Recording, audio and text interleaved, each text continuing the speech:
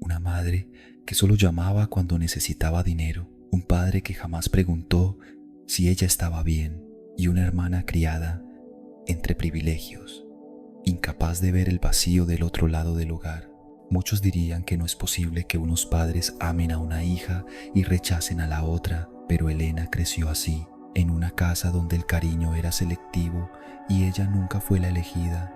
Fue la niña ignorada, la hermana invisible, la hija olvidada, y sin embargo encontró la forma de brillar. Esta no es la historia de una víctima, sino de una niña no deseada que aprendió a ser su propia luz. El reloj del hospital marcaba las 7 de la madrugada cuando Elena llegó al mundo. Afuera, la lluvia golpeaba los ventanales como si quisiera borrar la noche. Dentro, nadie aplaudió, nadie lloró de alegría. Solo un silencio afilado que cortaba la respiración. La madre evitaba mirar el pequeño cuerpo envuelto en una manta gris. El padre hablaba en voz baja con un hombre de traje, como si ya estuvieran negociando su destino. Su primera cuna fue una fría estructura de metal en una habitación demasiado amplia y sin calor humano. Antes incluso de su primer llanto, ya la habían marcado como un error que debía resolverse. Solo los abuelos paternos se opusieron. Esta niña es de nuestra sangre y la vamos a cuidar, dijo el abuelo, apretando la mano de su esposa. La acunaron bajo una luz tenue, sin flores ni globos, pero con promesas firmes.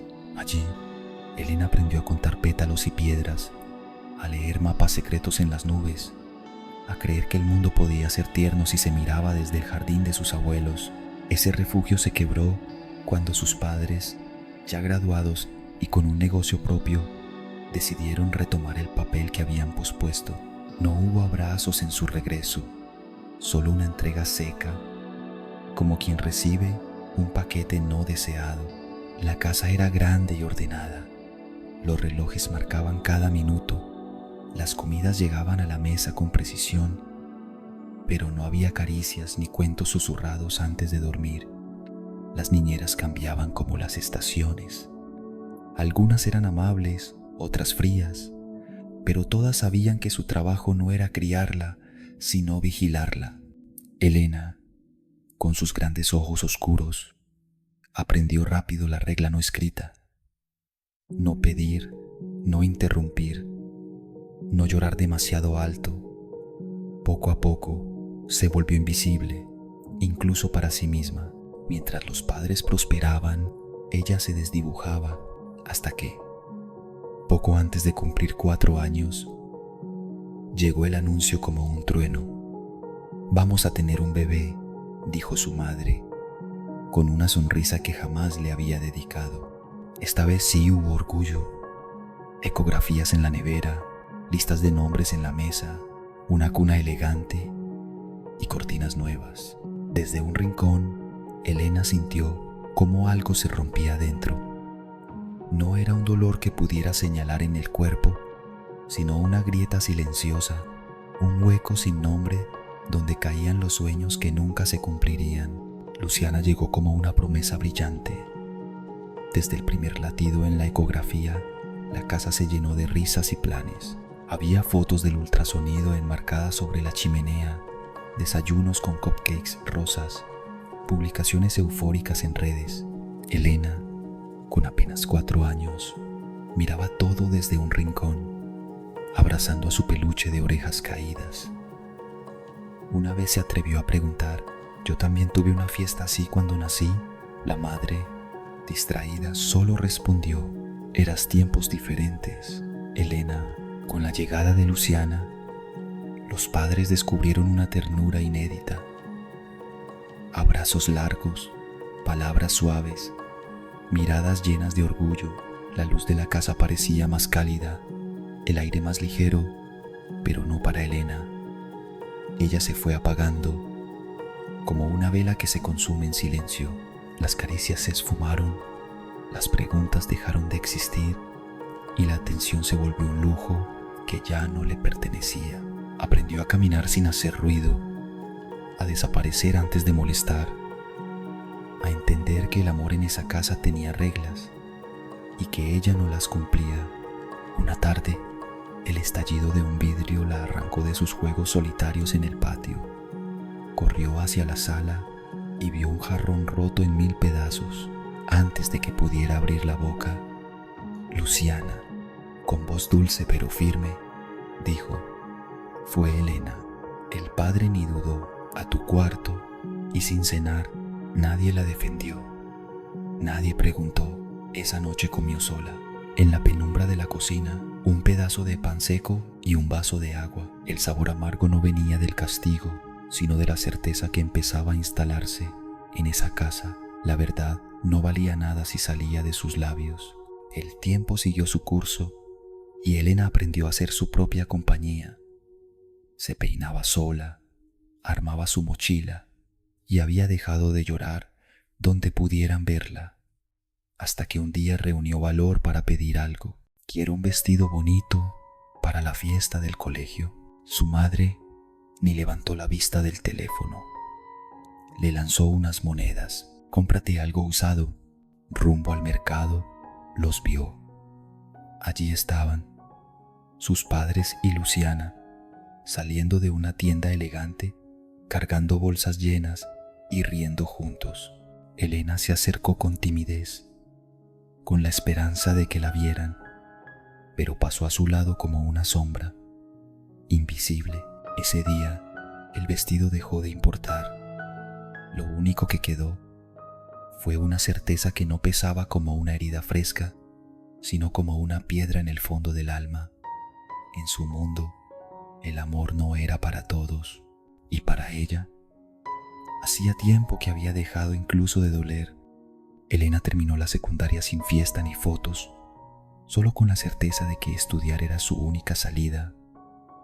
Mientras otros soñaban con bailes, ella soñaba con irse lejos. Cada página de sus cuadernos era un paso hacia la libertad. Cuando llegó la carta de una beca completa, no lloró ni sonrió, solo la sostuvo con manos temblorosas, esperando en vano un gesto de orgullo. En casa, la indiferencia fue la misma. Su madre no levantó la vista del celular. Su padre apenas asintió. Elena subió a empacar sin preguntas ni abrazos. Partió como había vivido, sola. En el autobús, miró por la ventana preguntándose si alguien notaría su ausencia. Una semana después, su madre llamó. «¿Dónde estás? Te dije que me fui a la universidad. ¿No piensas volver? Solo una vez al mes. Entonces le daré tu cuarto a la sirvienta». No fue solo la habitación lo que perdió, sino la última grieta por donde entraba algo de ilusión. Desde entonces, ya no buscó aprobación, sino sentido. La universidad fue dura, poco dinero, frío, nostalgia. Trabajaba en la residencia, caminaba a la biblioteca, usaba el mismo abrigo año tras año. Una profesora, con una historia similar, le dijo: «Tienes una fuerza que brilla sin hacer ruido, no la apagues». Mientras ella se levantaba desde la nada, Luciana recibía todo: auto, ropa, universidad privada. Y aún así, Elena llamaba cada mes. A veces respondían, a veces no. Las conversaciones eran frías, pero ella insistía, aferrada al deseo o ilusión de que algún día la miraran como lo que siempre fue, su hija. Sobre el escritorio, entre apuntes gastados y libros de segunda mano, Elena guardaba una fotografía que para otros sería irrelevante, pero para ella era un relicario. En la imagen, de colores ya apagados por el sol, una Elena de 4 años, con el cabello recogido a medias y la mirada perdida, se sentaba en una pequeña silla de madera. A su lado, Luciana, apenas un bebé, dormía en brazos de su madre. Detrás, su padre alzaba una copa con una sonrisa orgullosa, brindando por un futuro donde ella nunca encajó del todo. No era un recuerdo feliz, sino la ilusión que se negaba a soltar. Cada vez que la miraba, Sentía un nudo entre nostalgia y dolor, aferrándose a la ingenua idea de que alguna vez fue celebrada. La universidad fue su prueba más dura. Mientras sus compañeros salían de fiesta y pedían dinero a casa, ella estudiaba con cuadernos usados, cocinaba con lo que había, limpiaba oficinas para comprar libros y caminaba largas distancias para ahorrar en transporte. Pasaba el invierno con un único abrigo heredado, pero su voluntad se forjaba como acero. Ese esfuerzo la llevó a graduarse con honores y recibir una oferta en una empresa internacional. Fue su reivindicación, demostrar que el abandono y el rechazo no pudieron quebrarla. Aún así, volvía a la casa donde nunca fue bienvenida. Encontraba puertas cerradas, excusas vagas y paredes llenas de fotos de Luciana, pero ninguna de ella. Y cada vez que salía, el corazón pesaba más. Se prometía no volver, aunque la esperanza, dolorosa y obstinada, seguía viva. El país entró en crisis y la empresa familiar de los padres de Elena comenzó a hundirse. Ella no sabía nada, hasta que un día recibió una llamada inesperada de su padre. «Papá», respondió con alegría. «Elena, necesitamos dinero. La empresa va a quebrar. Vendimos todo, pero no alcanza. Hija querida, no nos falles», dijo él con voz temblorosa. Esas palabras, hija querida, la atravesaron. Creyó que al fin la valoraban. Sin dudar, transfirió una suma importante. No pidió explicaciones ni condiciones. Lo hizo por amor, o por lo que siempre quiso que fuera el amor. Una semana después, su madre volvió a llamar para pedir más. Elena, mansa, prometió enviar el resto de sus ahorros, pero esa misma tarde, revisando una invitación de su empresa para un retiro en una playa privada, terminó mirando la galería de fotos del resort. Entre las imágenes recientes, su corazón se detuvo. Su padre, riendo junto al auto que decía haber vendido. Su madre, brindando en un restaurante lujoso. Y Luciana, bailando en una discoteca iluminada. En un instante, la mentira quedó al descubierto. No era solo el engaño, era la frialdad. La voz quebrada pidiéndole ayuda mientras disfrutaban del lujo que juraban haber perdido. Todo en lo que quiso creer se derrumbó. Elena quedó inmóvil, las imágenes ardiendo en su mente, sus padres brindando, Luciana bailando. La traición le subía al rostro, las manos heladas. Recordó él, hija querida, no nos falles, y entendió que nunca fue su deber salvar a quienes jamás la salvaron. Esa noche decidió no enviar más dinero, no por venganza, sino por dignidad. Una semana después, su madre llamó. «¿Cómo puedes hacernos esto? Yo te di la vida». Elena guardó silencio y colgó. La culpa fue breve, la calma, duradera. Decir no también era amor propio. El silencio se volvió refugio. En el trabajo, su entrega la llevó a un ascenso y a dar charlas sobre resiliencia. En una de ellas, un psicólogo la escuchó conmovido. De esa conversación nació un vínculo que se convirtió en amor y en una alianza para fundar una organización de apoyo a niños víctimas de abuso emocional. Por fin, Elena hablaba con voz propia y cada palabra era prueba de que ahora vivía su historia, no la que otros habían escrito para ella. En un barrio lejano, la familia de Elena se derrumbaba como un edificio con grietas invisibles. La crisis no solo hundió la empresa, también rompió los últimos lazos. Dejaron la casa grande por un apartamento húmedo y ruidoso, lleno de resentimiento. Luciana, acostumbrada a lujos, abandonó la universidad y se refugió en redes sociales, fingiendo sonrisas. Los padres discutían por todo. El padre, antes erguido, caminaba encorvado. Una noche, en la televisión, apareció Elena recibiendo un premio por su fundación. Sonreía con una paz que nunca tuvo de niña. El padre apagó el televisor sin hablar. La madre escribió una carta pidiendo perdón, pero nunca la envió. Una vecina la entregó a Elena. Ella la leyó bajo la luz de su escritorio, con lágrimas serenas. Comprendió que el perdón no siempre une, a veces libera. Años después, paseando con su esposo e hija, se detuvo bajo el árbol de las historias de sus abuelos.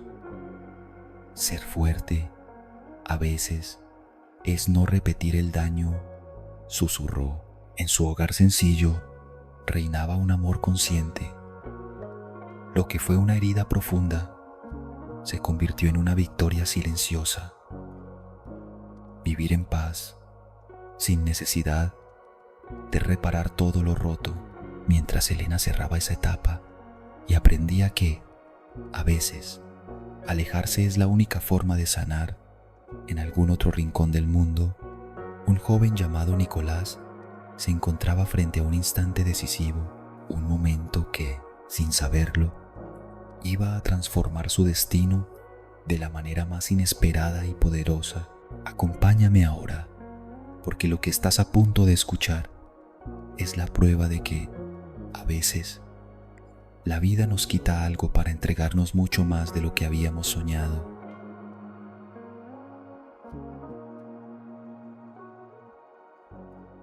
Lucharon a la calle sin una lágrima, sin una explicación, como si fuera una carga más que aligerar. Apenas tenía 15 años y cargaba con el peso de una maleta rota, un cuaderno lleno de dibujos viejos y un corazón hecho pedazos. Nadie imaginó que ese mismo niño, 5 años después, volvería a ese pueblo no como un mendigo, sino como el dueño de cada rincón que lo rechazó. Y cuando sus antiguos agresores tocaron a su puerta, con la ropa sucia y el estómago vacío, fue él quien decidió si tendrían una segunda oportunidad. Esta no es solo una historia de superación, es una lección de alma. Quédate, te prometo que no vas a olvidar el nombre de Nicolás. Las palabras caían sobre Nicolás como piedras, crueles, frías, calculadas. Eres un niño inútil. Ahora que tus padres han muerto, ya no tenemos por qué soportarte. Al menos, cuando vivían, ayudaban con los gastos. Pero ahora, no sirves para nada. No era la primera vez que escuchaba insultos así, pero aquella tarde, el tono era más cortante, más definitivo, como si estuvieran preparando el terreno para algo peor. Y aunque hasta ese momento nunca lo habían amenazado con echarlo de casa, en el fondo, Nicolás presentía que ese día podría llegar. A sus 15 años, ya había probado el sabor más amargo de la vida. No había tiempo para la infancia, cuando la muerte se había sentado en la mesa familiar sin ser invitada. Sus padres habían fallecido en un accidente brutal. Un conductor ebrio, sin frenos en la conciencia ni en el automóvil, los embistió a toda velocidad. El impacto no solo destrozó metal y huesos, sino que arrancó de raíz la estabilidad de un hogar que, hasta entonces, había sido un refugio de amor.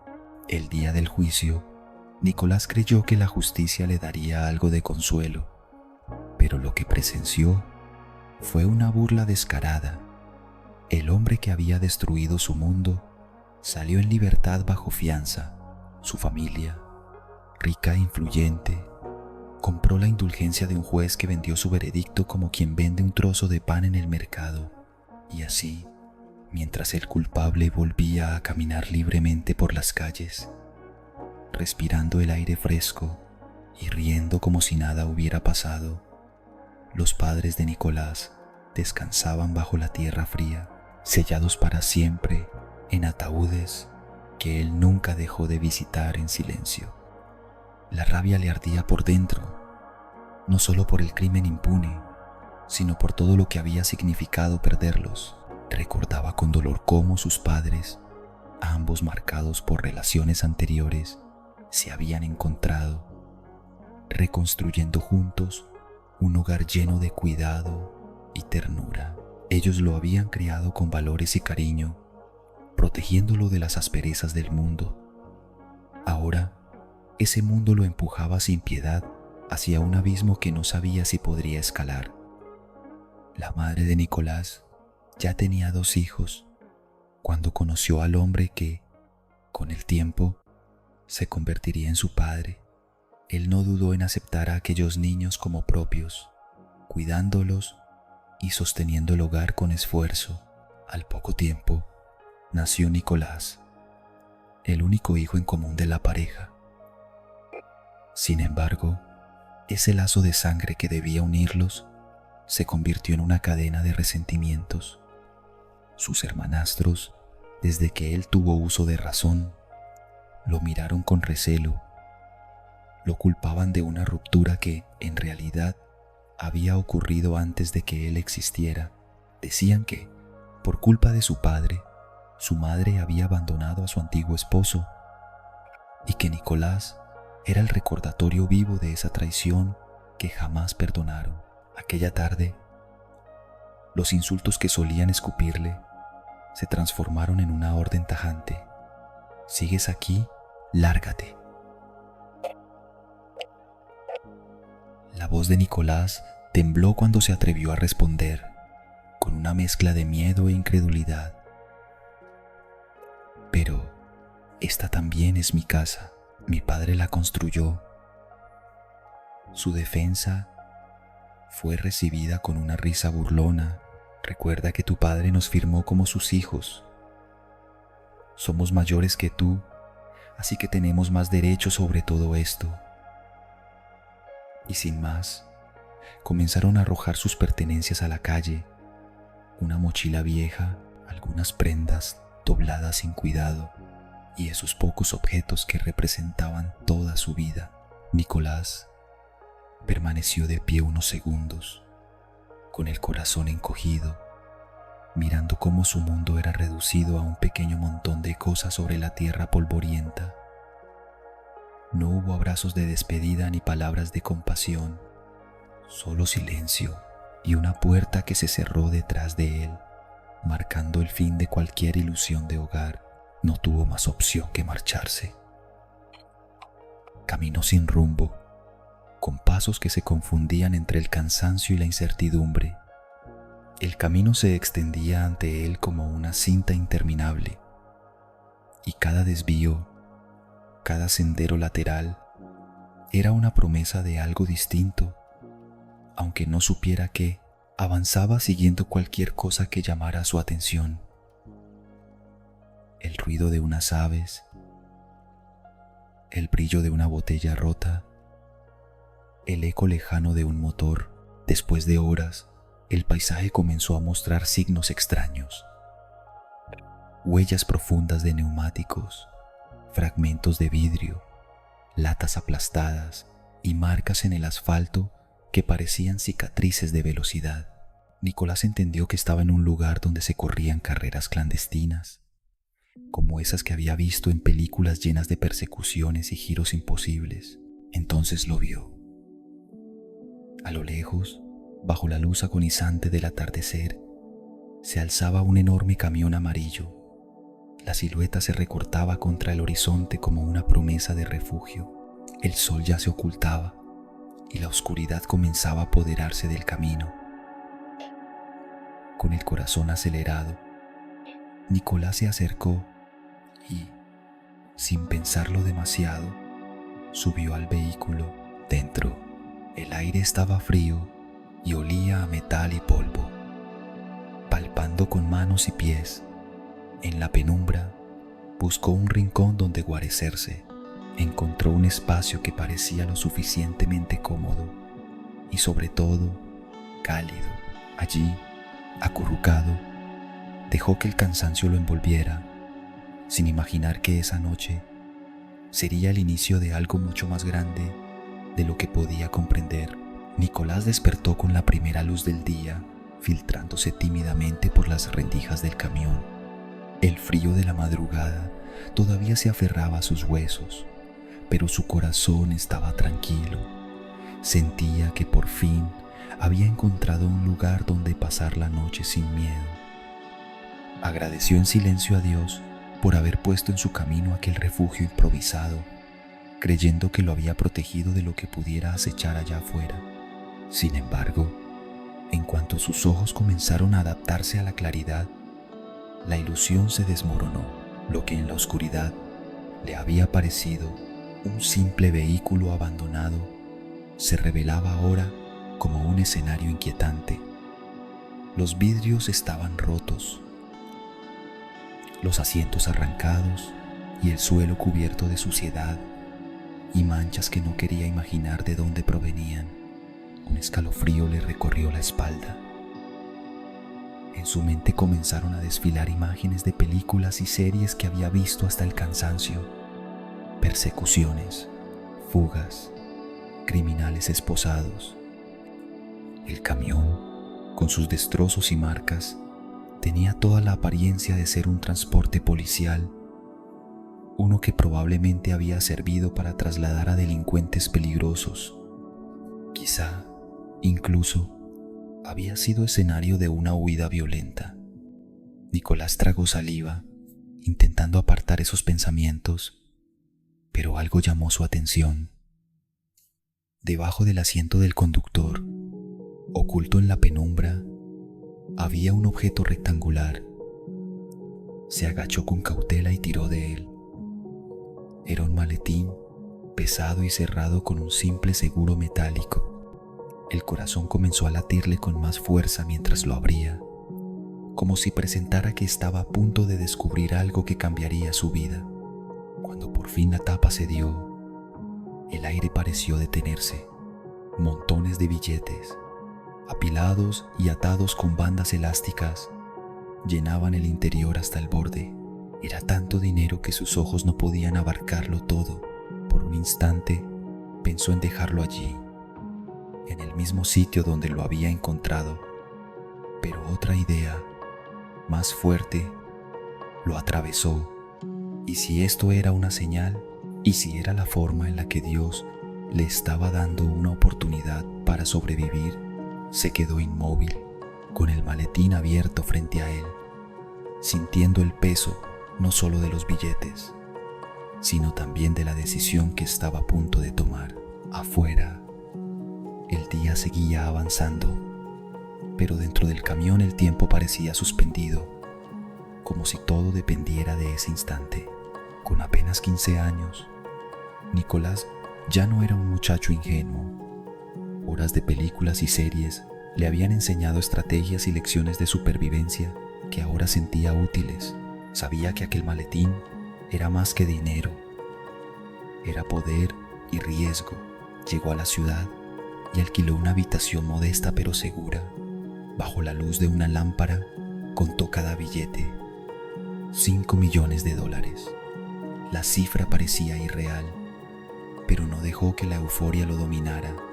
Se impuso disciplina, volvió a la escuela y durante 3 años vivió con discreción. Aprovechaba cada charla con adultos para preguntarles qué harían con una fortuna. Guardaba mentalmente las mejores respuestas. A los 18 estaba listo. Su primera inversión, bienes raíces.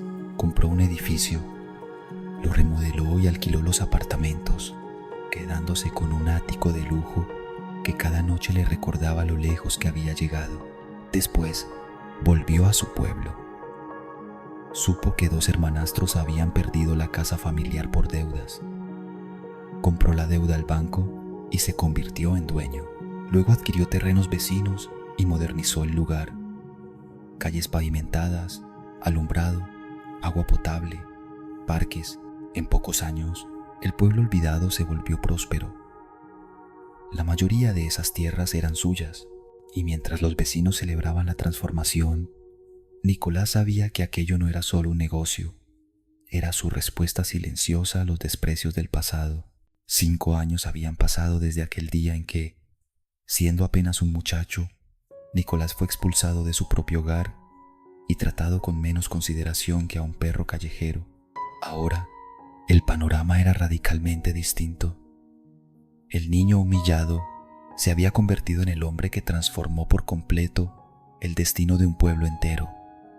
Las calles antes polvorientas brillaban con nuevo asfalto, las plazas estaban llenas de vida y las casas lucían colores vivos que parecían sonreír bajo el sol.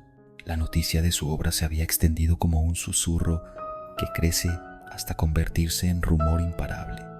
Familias enteras llegaban para alquilar o comprar un pedazo de aquel lugar renacido, sin saber que casi cada terreno y cada edificio tenía el mismo dueño, Nicolás. La comunidad, agradecida y admirada, organizó un homenaje en su honor. Hubo flores, música y discursos que hablaban de él como de un ejemplo vivo de superación. Entre la multitud que asistió, hubo dos rostros que Nicolás reconoció de inmediato. Sus hermanastros no llevaban trajes elegantes ni sonrisas de orgullo. Al contrario, sus ropas estaban gastadas, sus miradas bajas y el hambre se dibujaba en sus gestos. Habían caído tan bajo que sobrevivían pidiendo limosna en las calles.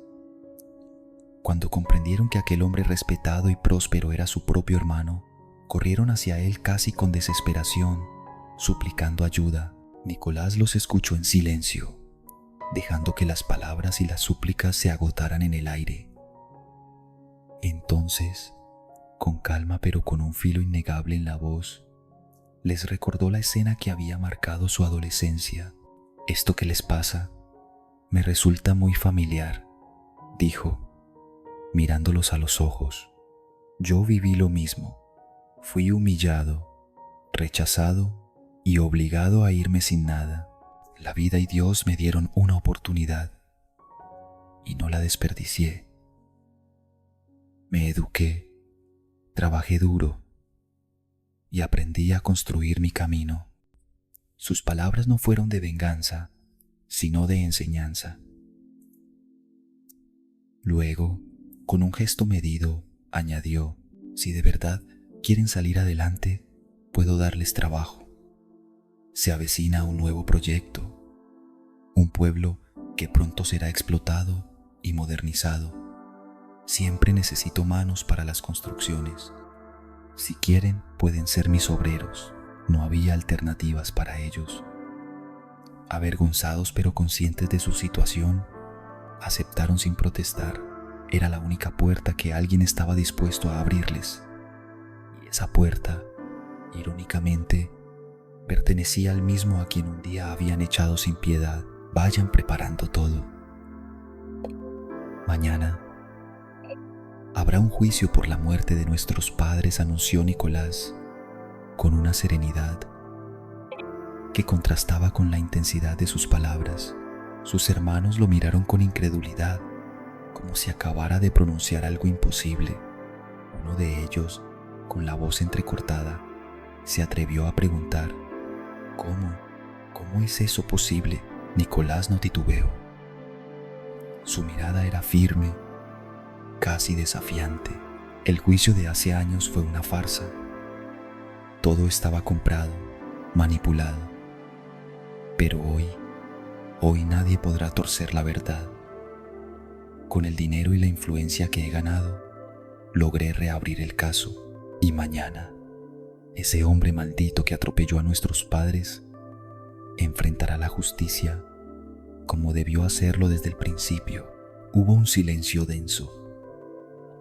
Sus hermanos, que alguna vez lo habían despreciado, ahora lo miraban con una mezcla de respeto y asombro. Finalmente, uno de ellos asintió: «Estaremos ahí».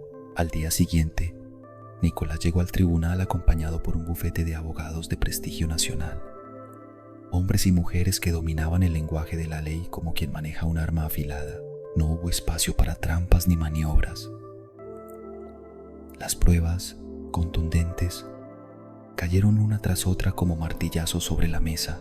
Los testigos hablaron. Las grabaciones se presentaron.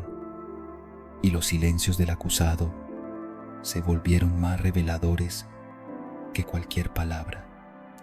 La sentencia fue clara y sin apelación: cadena perpetua para el responsable de la muerte de los padres de Nicolás. Pero la justicia no se detuvo ahí. El juez corrupto que años atrás lo había liberado y que había aceptado sobornos para manchar el veredicto, recibió 20 años de prisión efectiva. Aquella sala, que en el pasado había sido escenario de impunidad, ahora estaba impregnada de un aroma nuevo, el de la justicia que llega tarde, pero llega. Cuando sacaron al asesino esposado, Nicolás lo siguió con la mirada. Lo vio caminar hacia el exterior, escoltado por guardias, hasta ser introducido en un viejo camión amarillo, el mismo color, la misma silueta oxidada que él recordaba de aquella noche en la que su vida cambió para siempre. Y en ese instante sintió cómo pasado y presente se unían en un solo latido. La sala del juicio había quedado atrás, pero la vida seguía su curso. Nicolás, aún con el eco de la sentencia grabado en el pecho, entendió que no podía quedarse anclado en la justicia obtenida. Ese momento, por justo que fuese, no podía ser el final de su camino. Había aprendido que el dolor solo tiene sentido si se transforma en algo más grande que uno mismo. Así que tomó una decisión que no necesitó palabras. Seguiría viviendo, pero no solo sobreviviendo. Seguiría haciendo lo que mejor sabía hacer: sanar con obras, reconstruir con sueños, convertir el abandono en futuro. Recorrió pueblos olvidados con su vieja maleta, ahora llena de planos y mapas. Compraba terrenos, instalaba lámparas, plantaba árboles. Cada proyecto era un rescate silencioso del niño que una vez durmió en un autobús.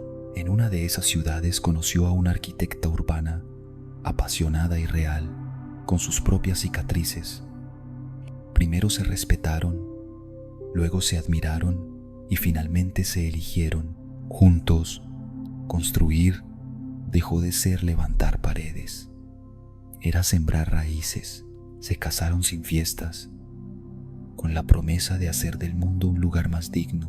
Tuvieron 2 hijos que crecieron jugando en parques que ellos mismos habían diseñado, aprendiendo que la verdadera riqueza está en lo que uno deja atrás. Sus hermanastros, los mismos que un día lo echaron, no cambiaron pese a las oportunidades. Fiel a su promesa de no ser como ellos, Nicolás les dio trabajo, techo y un salario justo. Pero pronto volvieron las viejas costumbres: alcohol, excusas y autocompasión. Entonces entendió una verdad que nunca olvidaría: no se puede ayudar a quien no quiere ayudarse. El cambio real nace de adentro, y si no dan un paso, seguirán en el mismo lugar. Sin rencor, tomó distancia, no para castigarlos, sino para proteger el futuro que construía. Por las noches, desde su terraza, miraba la ciudad que había levantado. Más que calles y edificios, era prueba de que el dolor puede ser motor y la adversidad maestra. Con sus hijos dormidos y la mano de su esposa entre las suyas, sonreía recordando al niño sin hogar que eligió no rendirse. Sabía que aún quedaban pueblos por transformar. Su verdadera herencia no eran las riquezas, sino encender en otros la chispa que un día encendieron en él. Porque el legado más valioso no es lo que dejas, sino lo que siembras en la gente. Y así termina la historia de Nicolás, un joven que no permitió que el dolor se convirtiera en la brújula de su vida. Un hombre que entendió que las cicatrices no son una condena, sino un mapa que nos recuerda de dónde venimos y hasta dónde podemos llegar. Transformó la pérdida en propósito, el abandono en cimientos sólidos y el silencio en un legado que hoy inspira a otros a levantarse.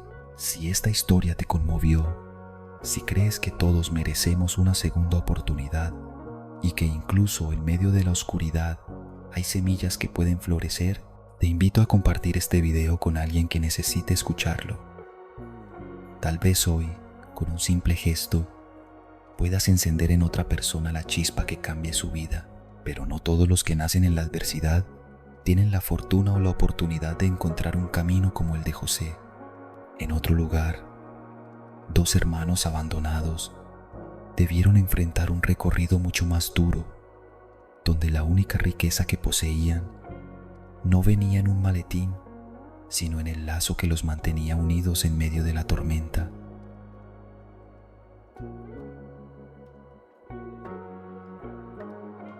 El día que su madre lo dejó atrás, creyó que lo estaba condenando a una vida de miseria y olvido. No imaginaba que, en ese mismo instante, estaba encendiendo una chispa que ningún viento podría apagar. Aquel niño abandonado no se hundió en la oscuridad, se templó en el fuego del dolor, aprendió a sobrevivir donde otros habrían caído y convirtió cada lágrima en un ladrillo para construir su propio destino.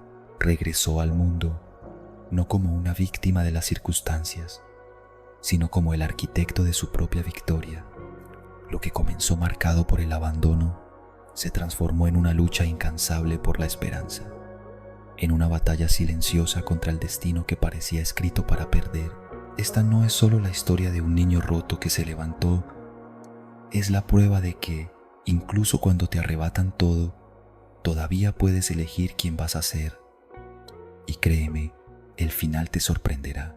Quédate con nosotros hasta el último segundo y descubre cómo la vida, contra todo pronóstico, convirtió su herida más profunda en su mayor fortaleza.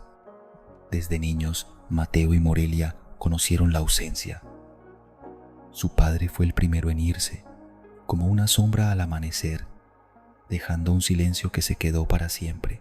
Teresa, su madre, intentó aferrarse a la rutina, pero el abandono deja heridas invisibles. Su sonrisa se apagó y la paciencia dio paso a una atención distraída. Buscó sostener a la familia. Lavaba ropa en agua helada hasta que sus manos ardían. Fregaba pisos ajenos con un cansancio mudo. Pero los trabajos duraban poco. Algo en ella había cambiado. La tristeza y la soledad la arrastraron hacia un mundo que prometía emociones fáciles, juegos y vicio. Allí conoció a José, un hombre de voz grave y segura que parecía tener respuestas para todas sus frustraciones. Lo que empezó como una amistad se volvió una relación intensa. En 3 meses, José ya llenaba su vida de promesas. Una tarde, con franqueza fría, le dijo que debía irse a vivir con él. Mateo y Morelia, aseguró, podían cuidarse solos.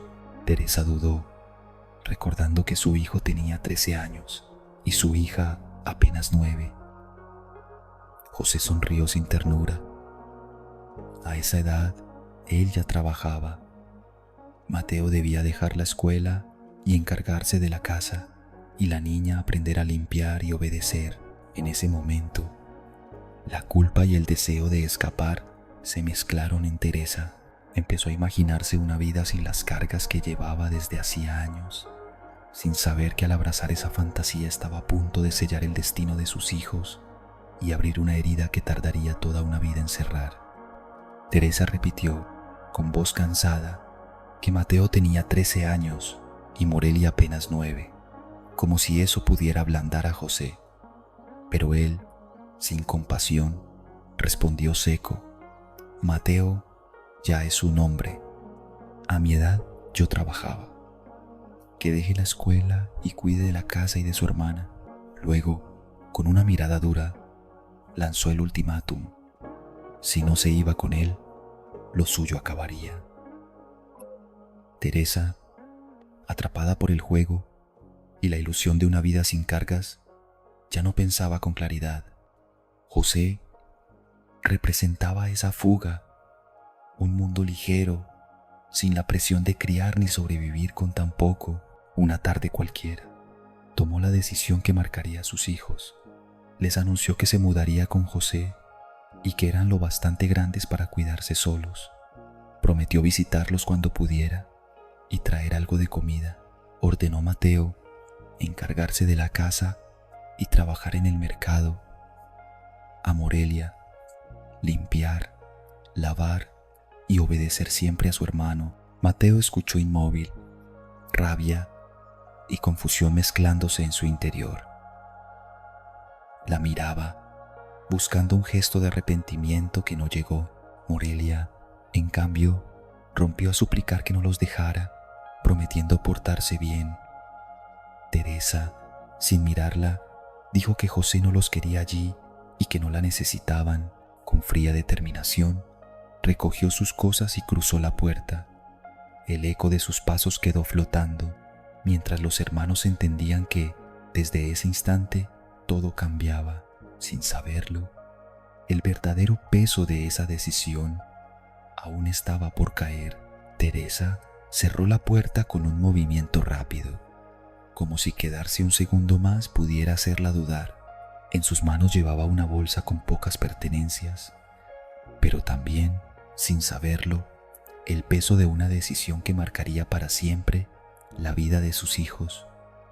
Se alejó sin mirar atrás, dejando en aquella humilde casa no solo a Mateo y Morelia, sino también los últimos restos de un amor maternal que alguna vez les había dado. El silencio que quedó tras sus pasos fue tan denso que pareció ocupar cada rincón. En el umbral, los dos niños se abrazaban. Mateo, aún sin comprender del todo lo que pasaba, sentía la carga de una responsabilidad que no había pedido.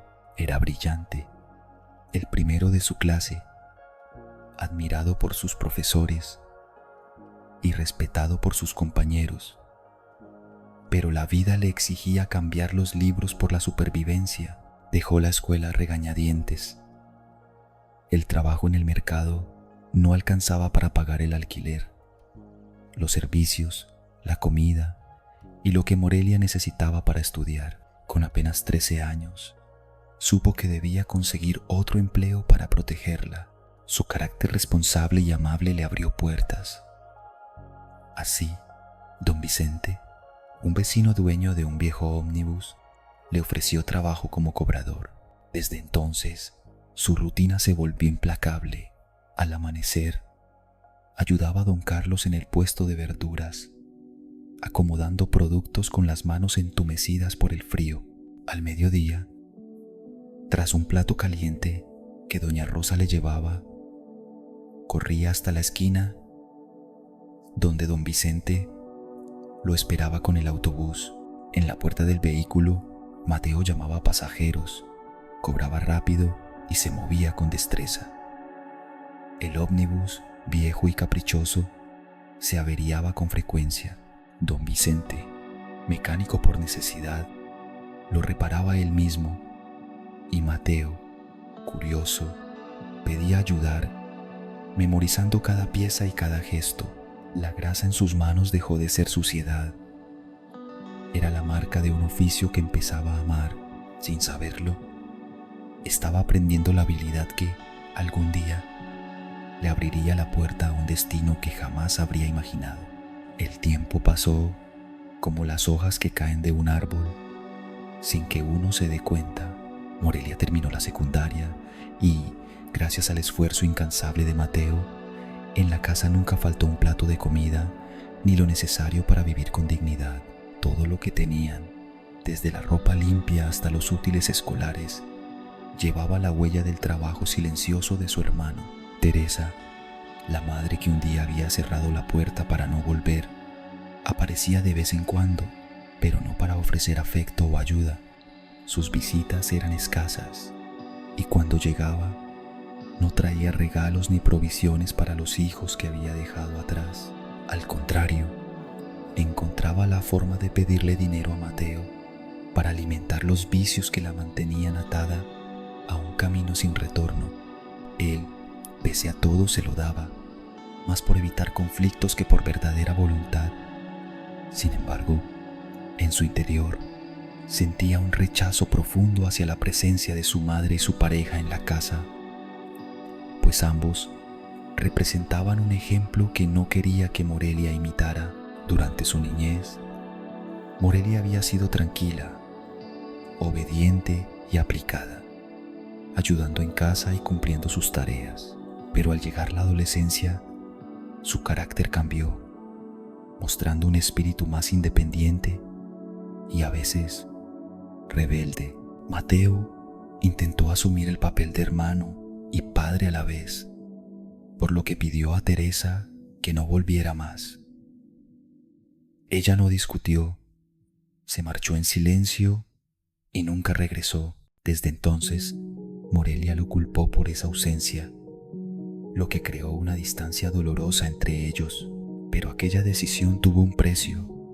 Morelia, incapaz de comprender el peso de las responsabilidades que Mateo cargaba, comenzó a culparlo de todo.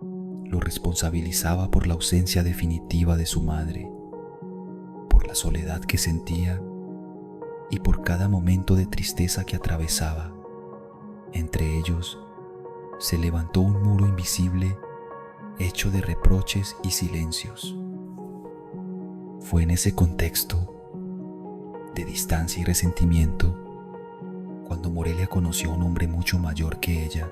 Él parecía llenar los vacíos con atenciones calculadas. Le compraba regalos, la pasaba a buscar por casa en ausencia de Mateo y la llevaba a lugares donde la hacía sentir especial, importante, distinta. Sin darse cuenta, Morelia empezó a dejarse llevar por esa aparente calidez, ignorando las señales de peligro que se escondían tras las sonrisas y los gestos amables. Y mientras Mateo seguía creyendo que su hermana estaba a salvo bajo su techo, la semilla de un nuevo conflicto ya comenzaba a germinar en la sombra.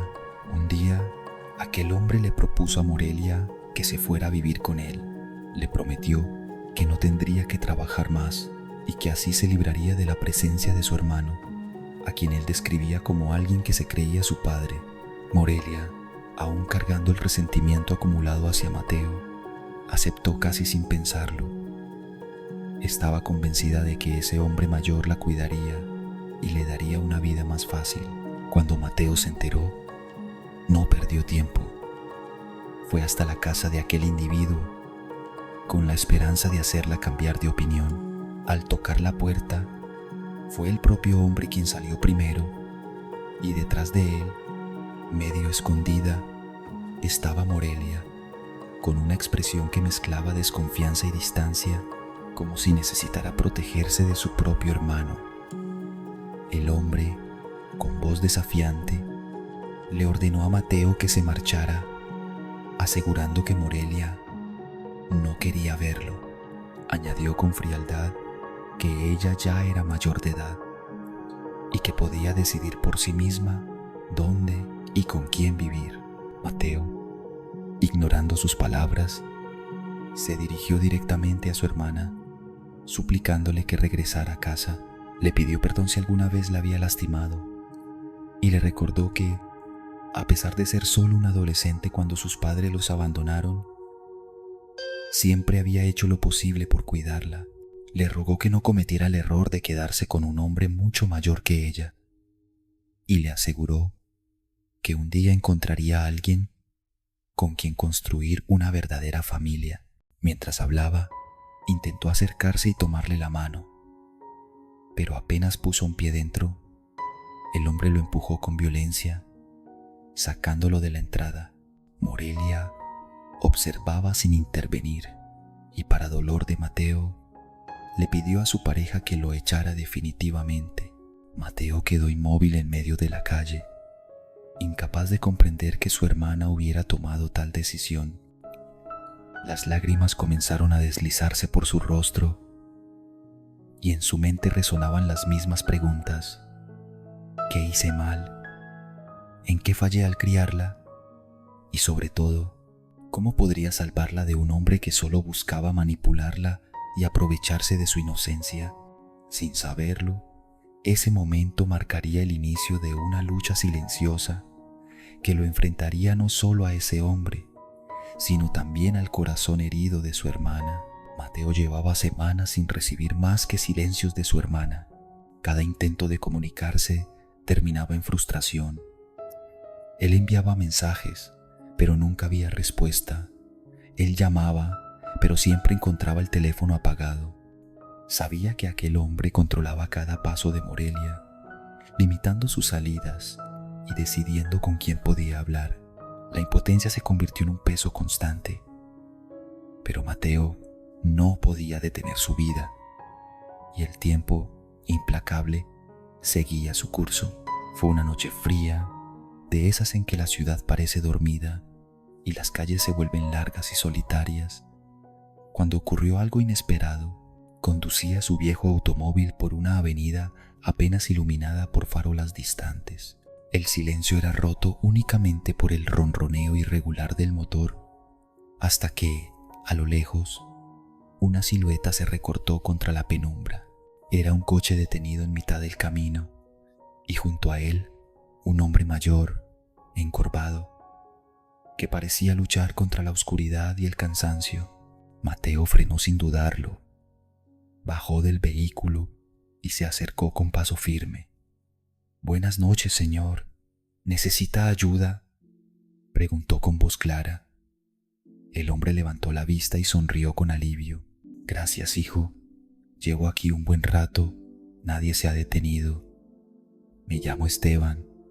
No sé qué le pasó al auto. Se apagó de golpe y con mi mala vista no puedo hacer gran cosa. Llamé a mi hijo hace tiempo, pero debe estar ocupado. Aún no llega». Mateo, recordando tantas veces en que él mismo había tenido que resolver problemas sin esperar ayuda, se ofreció sin vacilar. «No se preocupe, don Esteban. Sé algo de mecánica. Vamos a revisarlo». Y mientras las manos de Mateo trabajaban entre herramientas improvisadas y piezas grasientas, comenzaron a conversar. El joven terminó contándole, casi sin darse cuenta, parte de su historia y la de su hermana, la lucha diaria, el abandono y la responsabilidad asumida demasiado pronto. Cuando el motor volvió a rugir, don Esteban lo miró con una mezcla de gratitud y admiración. Ese encuentro fortuito no quedaría en un simple gesto de ayuda. El hombre le ofreció un puesto en su empresa, especializada en ingeniería mecánica. Desde el primer día, Mateo destacó por su disciplina, su habilidad y su compromiso, cualidades que pronto le valieron ascensos y la plena confianza de su nuevo jefe. Pero el verdadero regalo llegó después. Don Esteban, reconociendo el talento del muchacho, decidió darle la oportunidad de estudiar en una de las universidades más prestigiosas del país. Para Mateo, aquello no era solo una beca, era la llave para construir un futuro que hasta entonces apenas se atrevía a imaginar.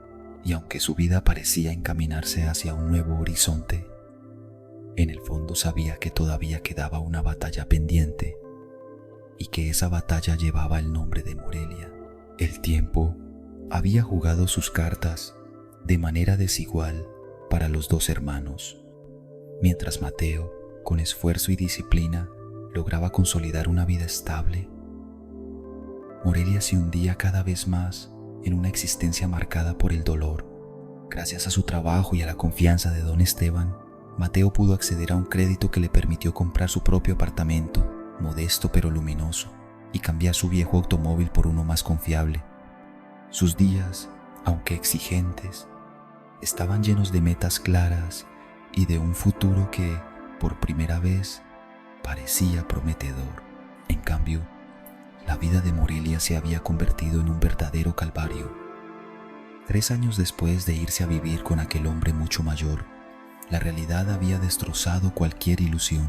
Había quedado embarazada en 2 ocasiones, y la relación estaba marcada por el control, los gritos y los golpes, que no siempre dejaban huella en la piel, pero sí en el alma.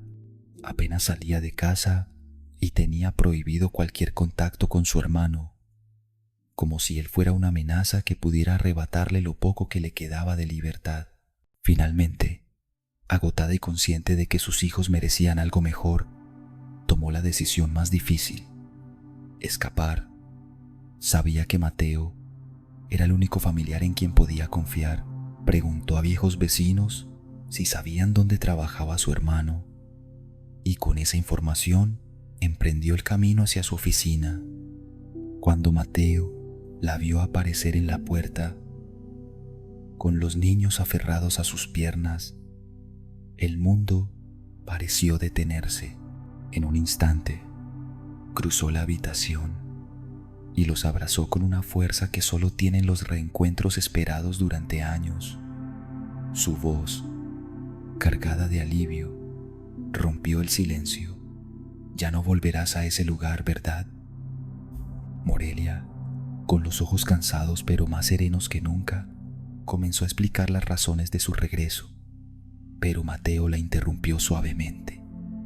No me cuentes más. No necesito saber los detalles. Lo único que importa ahora es que están aquí, conmigo, y que no les faltará nada ni a ti ni a mis sobrinos. En ese momento, mientras sostenía a su hermana y a los pequeños, Mateo comprendió que la batalla más grande ya no era contra el pasado, sino contra el miedo al futuro, un futuro que, por primera vez, podían enfrentar juntos, y así, Pedro y Morelia, después de años de dolor y distancia, volvieron a ser familia. No fue fácil, pero juntos entendieron que el amor y la unión pueden más que cualquier herida del pasado. 3 vidas, 3 caminos distintos, pero un mismo hilo invisible. La fuerza para levantarse cuando todo parece perdido. Elena, José y Mateo nos enseñan que las heridas del pasado pueden ser el impulso para construir un futuro mejor, que la justicia, el esfuerzo y el amor verdadero nacen de la valentía de no rendirse. ¿Y tú? ¿Qué harías si la vida te pusiera a prueba como a ellos? Suscríbete, comparte este video y cuéntanos en los comentarios qué historia te conmovió más, porque quizá tu voz sea la chispa que inspire a alguien más a seguir adelante.